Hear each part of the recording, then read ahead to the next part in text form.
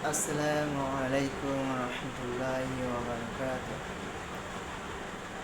আলহামদুলিল্লাহ আলহামদুলিল্লাহ ওয়া কাফা ওয়া সালামুন আলা ইবাদিল্লাযিনা ইসতাফা আম্মা বা'দ।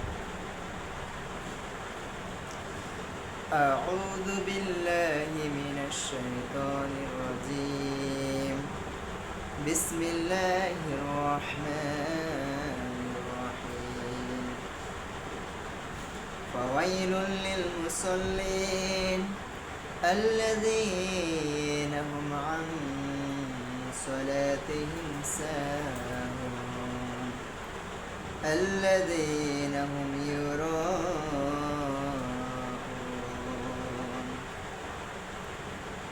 আলহামদুলিল্লাহ, শুকরিয়া আদায় করি সে রব্বুল আলামিন, যে রব্বুল আলামিন আমাদেরকে ভালো রেখেছেন, সুস্থ রেখেছেন, হসপিটালের বেডে না রেখে আল্লাহ পাকের কুদরতে হেফাজত করে রেখেছেন। সে রব্বুল আলামিনের প্রতি আমরা সবাই শুকরিয়া আদায় করি, বলেন আলহামদুলিল্লাহ। আমরা মুহাম্মদ রাসূলুল্লাহ সাল্লাল্লাহু আলাইহি সাল্লাম নবীজির উপরে সংক্ষিপ্ত দুরূদ পাঠ করি, বলে আল্লাহুম্মা সাল্লি আলাইহি আল্লাহুম্মা বারিক আলাইহি। আলহামদুলিল্লাহ, আমরা আজকে যে বিষয়টুকু নিয়ে আলোচনা শুনব, এই বিষয়টুকু নামাজ না পড়ার শাস্তি। আল্লাহ পাক কোরআন এবং হাদিস থেকে আমরা আলোচনাটুকু শুনব। আল্লাহ পাক আমাদেরকে সেই আলোচনাটুকু শোনার এবং বুঝার তৌফিক দান করে, বলেন আমিন। আল্লাহ পাক বলেন, ফাওয়াইলুল লিল মুসাল্লিন আল্লাযীনা হুম আন সালাতিহিম সাহুন আল্লাযীনা হুম ইউরাউন।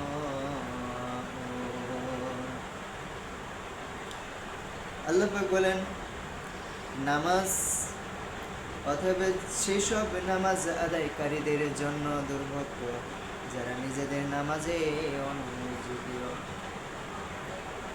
অমনোযোগী হয়, যারা লোক দেখানোর জন্য তা আদায় করে, লোক দেখানোর জন্য তা করে। সূরা মাউন 4-6 নম্বর আয়াতে আল্লাহ পাক বললেন।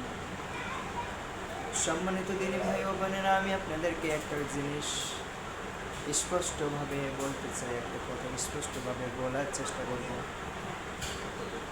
আপনারা একটু মনোযোগী হবেন। যেহেতু এখানে নামাজে না পড়ার শাস্তির বিষয় নিয়ে আলোচনা করা হচ্ছে, অতএব এই নামাজ আমাদের জন্য কত গুরুত্বপূর্ণ, এই বিষয়টুকু আল্লাহ পাক কোরআনে সুন্দরভাবে স্পষ্ট করে দিয়েছেন। নবীজির একটা হাদিস বলেন, আল্লাহ রাসূল বলেন, ইসলামের 5টি স্তরের মধ্যে নামাজ সর্বাধিক গুরুত্বপূর্ণ ইবাদত। রাসূল সাল্লাল্লাহু আলাইহি ওয়াসাল্লাম নামাজকে মানুষের মাথার সাথে তুলনা করেছেন। তিনি বলেছেন, দিনের মধ্যে নামাজের স্থান তদ্রূপ যেরূপ শরীরের মধ্যে মাথার স্থান রয়েছে। এখানে আল্লাহ নবীজি যে উদাহরণটুকু দিয়েছেন, যে মানুষের দেহের ভিতরে যেরকম মাথার একটি গুরুত্বপূর্ণ বিষয় আছে, যে মাথা যার নাই সে ব্যক্তি দুনিয়ার মধ্যে মৃত্যু একজন অসহায় ব্যক্তি হিসেবে গণ্য করা হবে। এরকম দিনের মধ্যে 5টি স্তম্ভের মধ্যে 5টি বিষয়ের উপর থেকে সালাত নবীজি মাথার সাথে তুলনা করেছেন। সুবহানাল্লাহ। এজন্য আল্লাহ নবী বলেন, ইন্নাল আহদাল্লাযী বাইনানা ওয়া বাইনাহুমুস সালাতা ফামান তারকাহা ফাকাদ কাফার। আমাদেরও তাদের মধ্যে পার্থক্য হলো, আমাদেরও তাদের মাঝে যে অঙ্গীকার রয়েছে, যা পার্থক্য রয়েছে, তা সুতরাং যে নামাজ, তা সুতরাং কি নামাজের মধ্যে পার্থক্য রয়েছে। কাফের, আমাদের মুসলিম এবং কাফেরদের মধ্যে যে পার্থক্যটুকু রয়েছে, সেইটুকুই হলো কি নামাজ। যে ব্যক্তি ইচ্ছাকৃতভাবে নামাজ ছেড়ে দেয়, সে ব্যক্তি কুফরি করল। যে ব্যক্তি ইচ্ছাকৃতভাবে একাত্তর সালাত ছেড়ে দিল, সে ব্যক্তি কুফরি করে দিল। আর যে ব্যক্তি কুফরি করলো সে ব্যক্তি কাফের হয়ে গেল, আর যে ব্যক্তি কাফের হয়ে গেল সে ব্যক্তি চিরস্থায়ী জাহান্নামের স্থান করে নিল। বলে নাউজুবিল্লাহ। তো এই হাদিস থেকে স্পষ্টভাবে প্রমাণিত হচ্ছে যে মুসলিম এবং কাফের ইহুদিদের মধ্যে পার্থক্যই হলো সালাত। যে ব্যক্তি 5 ওয়াক্ত সালাত আদায় করবে সে ব্যক্তি খাঁটি মুমিন হবে, যে ব্যক্তি সালাত আদায় করবে না সে ব্যক্তি কাফের মুশরিক হয়ে যাবে। বলে নাউজুবিল্লাহ।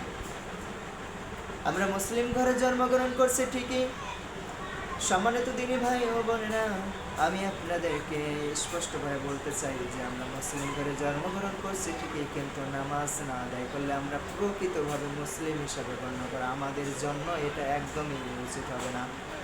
কেননা একজন মুসলিমের কর্তব্য দায়িত্বটুকু হলো নামাজ।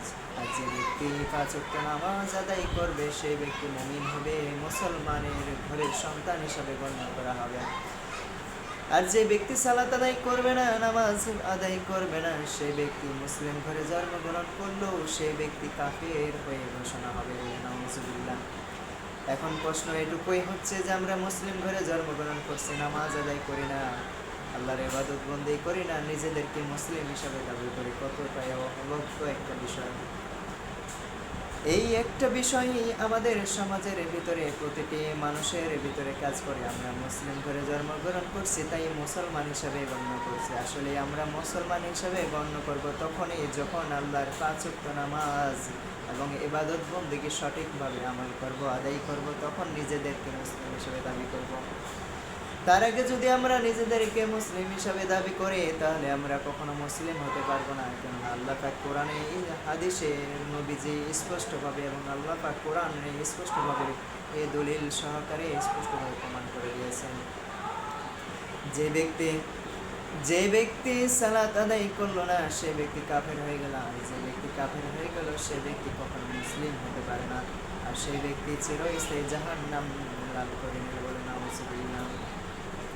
এজন্য আল্লাহ পাক কোরআনে সূরা মাউনে বলছেন ফাওয়াইলুল লিল মুসাল্লিন, অর্থাৎ সেসব নামাজের দুর্ভোগ যারা নামাজের প্রতি উদাসীন থাকে, সালাতের প্রতি উদাসীন থাকে, গুরুত্ব সহকারে সালাত আদায় করে না, গুরুত্ব সহকারে নামাজ আদায় করে না, সময় চলে যায় তারপরও নামাজের দিকে কোনো লক্ষ্য তো নাই।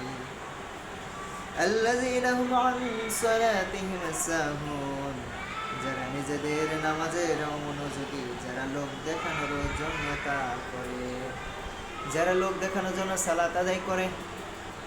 মানুষ এখন যদি আমি মসজিদে এই মেম্বার হয়েছি, এখন আমি যদি সমাজের ভিতরে একজন নেতা হয়ে গেছি, সালাত আদায় না করি, তাহলে আমাকে সমাজের মানুষরা আমাকে ভোট দেবে না, সমাজের মানুষরা আমাকে সম্মান দেবে না, সমাজের মানুষরা আমাকে কখনো ভালোভাবে চোখে দেখবে না। এই জন্য আমরা এই চিন্তা ভাবনা করে যে ব্যক্তিরা নামাজ আদায় করে সেই ব্যক্তিরাই হলো মুনাফিক, এবং এই ব্যক্তিদেরকে বলা হয়েছে তারা উদাসীন, তারা নামাজের এদিকে মনোযোগী নাই, তাদের দুনিয়া নিয়ে পড়ে থাকে, তারা পরকালের কোনো চিন্তা ভাবনা করে না, মরার পরে তার কি হবে সেটুকু চিন্তা ভাবনা করে না, এই ভাবনা করে না।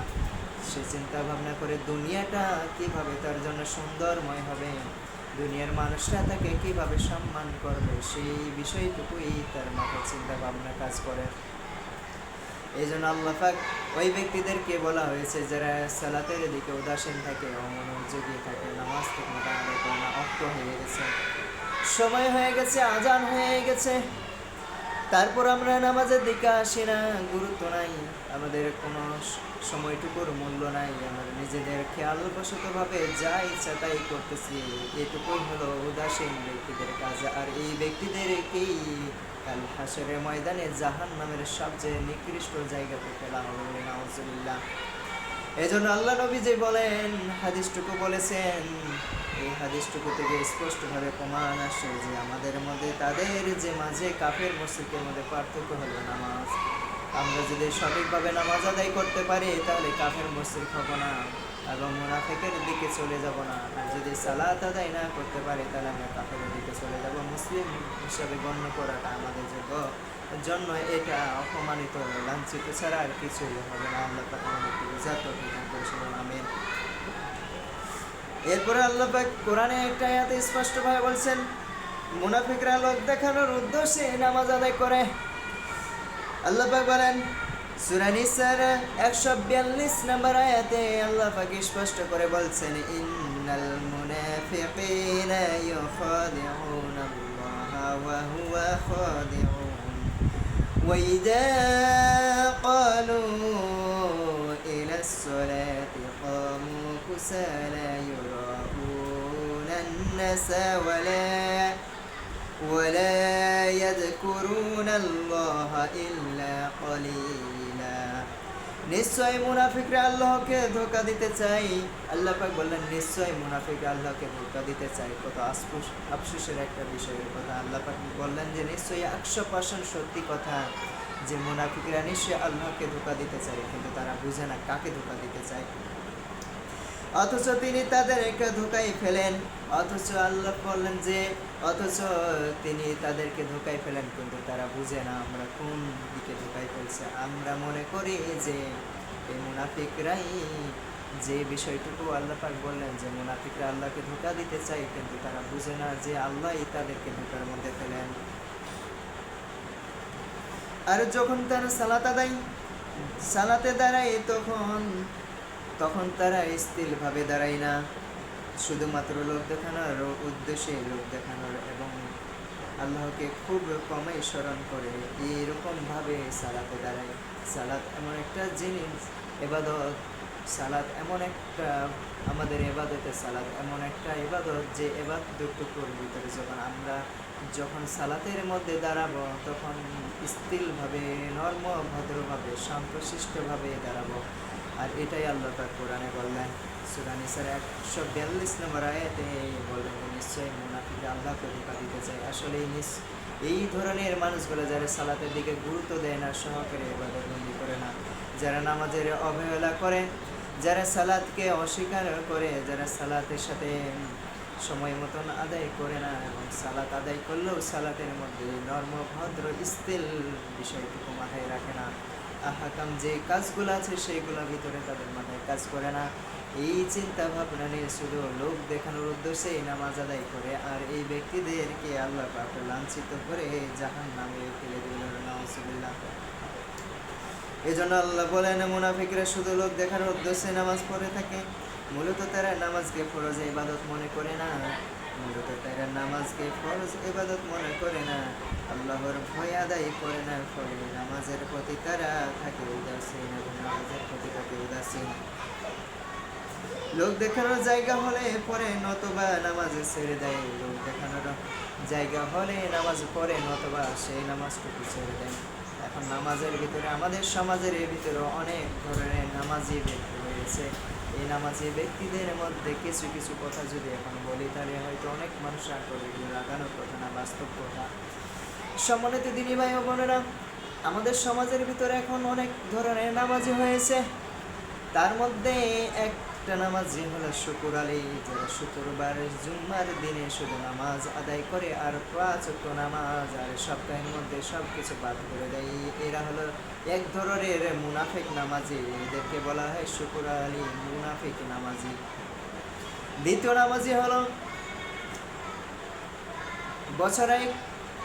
বছরে একটা মাস আল্লাহ পাক রমাদানে রোজা পালন করার জন্য বলেছেন, তারাবির নামাজ আদায় করার জন্য বলেছেন, তাহাজ্জুদের নামাজ আদায় করার জন্য বলেছেন। এই বছরে এই ধরনের কিছু ব্যক্তি আছে যারা বছরে একটা নামাজ পড়ে, সেটা হলো রমাদান মাসের নামাজ।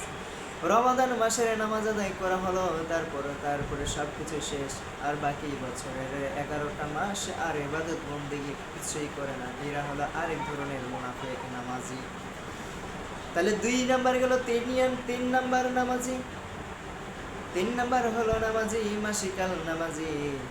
যে মাসিকাল নামাজি টুকু বলা হয় যে মাসে মাসে একবার হাজিরা দিবে ঈদগায়, যেটা হলো ঈদগায় নামাজ। ঈদগায় যে 2টা নামাজ আছে সেটা হলো বছরে মাসিকাল একটা নামাজ, সেটা শুধু পড়বে, শেষ, আর কোনো নামাজ। সম্মানিত দিনে ভাইরা, আমি আপনাদেরকে বলতে চাই যে পৃথিবীর যা কিছুই আপনি করেন না কেন, আপনি অবশ্যই সময় মতো সালাত আদায় করুন, অবশ্যই নামাজ সময় মতো আদায় করুন। যদি সময় মতন আমরা সালাত আদায় না করতে পারি, নামাজ আদায় না করতে পারি, তাহলে আমরা কাফের মুশরিক হয়ে মুনাফিক হয়ে আমাদেরকে জাহান্নামে যেতে হবে। আর এই কুফরি এমন একটা যে গুনাহ আল্লাহ মানুষদেরকে তওবা না করা পর্যন্ত মাফ নাও করতে পারে। আল্লাহ পাক আমাদেরকে এই বিষয়টুকু বুঝার তৌফিক দান করে, বলেন আমিন। যে বিষয়টুকু নিয়ে আলোচনা করলাম, এই বিষয়টুকু সবচেয়ে গুরুত্বপূর্ণ বিষয় নিয়ে আলোচনা করলাম, নামাজ না পড়ার শাস্তি বিষয় নিয়ে আলোচনা করলাম। আল্লাহ পাক আমাদেরকে এই বিষয়টুকু সম্পূর্ণ বুঝার এবং আমল করার তৌফিক দান করে, সবাই আমিন। সম্মানিত দিনী ভাই ও বোনেরা, আমি আপনাদেরকে বলতে চাই যে দিনে দাওয়াতি কাজ করতে গেলে একটু কষ্ট হয়, অনেক কষ্ট হয়। মানুষদেরকে বুঝাইতে, তাদেরকে দিনের সব কিছু আহাকামগুলো বোঝানোর জন্য অনেক কষ্ট হয়। তো আমাকে ধৈর্য ধারণ করার জন্য তৌফিক দান করুক, আমিন। আল্লাহ পাক আমাকে যেন ধৈর্য সহকারে দিনে দাওয়াতি কাজ করার জন্য এবং কি প্রতিটি মানুষকে সঠিক বিষয় বোঝার জন্য আমি যেন নিজেকে তৈরি করতে পারি এবং কি আপনাদেরকে সেই বিষয়টুকু উপস্থাপন করতে পারি। আল্লাহ পাক আপনাকে তৌফিক দান করুন, আমিন। আজকের আলোচনাটুকু আমি যে আলোচনাটুকু করছি, এই আলোচনাটুকু যদি ভুল ত্রুটি কিছু হয়ে থাকে, তাহলে সম্মানিত দিনী ভাই বোনেরা ভুলটু না মনে রেখে অবশ্যই যে কথাগুলো বলছি গুরুত্ব সহকারে সেই কথাগুলো মনে রাখার চেষ্টা করবেন। ভুলটুকু ভুলে যাওয়াটাই উত্তম হবে, কেননা যদি না ভুলেন তাহলে এটা শয়তানের ধোকায় ফেলে আপনারা আমাকে গীবতের মধ্যে, সমালোচনার মধ্যে ফেলে দেবে, আমরা গুনাহগারের মধ্যে পড়ে যাব। আপনারা যা ইবাদত করবেন সব ইবাদতটুকু নষ্ট হয়ে যাবে। আল্লাহ পাক আমাদেরকে বুঝে তৌফিক দান করুন, আমিন। নামাজ না পড়ার স্বাস্থ্য বিষয় নিয়ে আলোচনা করলাম। আল্লাহ পাক আমাদেরকে এই বিষয়টুকু সতর্ক করুন, নামাজ সঠিকভাবে আদায় করার জন্য তৌফিক দান করুক এবং নামাজ সময় মতন আদায় করার জন্য তৌফিক দান করুক, নামাজের ভিতরে মন মানুষের ঠিক রাখার জন্য তৌফিক দান করুন, আমিন। সুবহানাকাল্লাহুম্মা ওয়া বিহামদিকা আশহাদু আল্লা ইলাহা ইল্লা আনতা আস্তাগফিরুকা ওয়া আতুবু ইলাইক।